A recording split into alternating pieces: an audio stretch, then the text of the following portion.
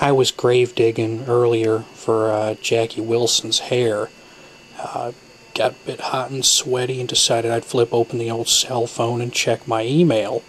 But I got distracted by a news headline and clicked on the article, read it, and yeah, recent DNA tests seem to confirm that Adolf Hitler was in fact of both Jewish and African descent. Which does a whole lot to substantiate my theory that Michael Jordan's actually a distant relative of his. I mean, think about it. He's got the Hitler stash and he's Jewish. That's true. Look into it. He converted. Never mind that shit, though. Just look at this hedgehog play with a cardboard toilet paper tube. That's it. Watch him closely.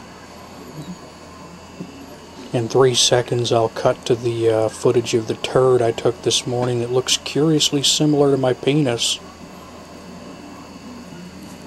Nah, I'm just kidding. I wouldn't do that to you.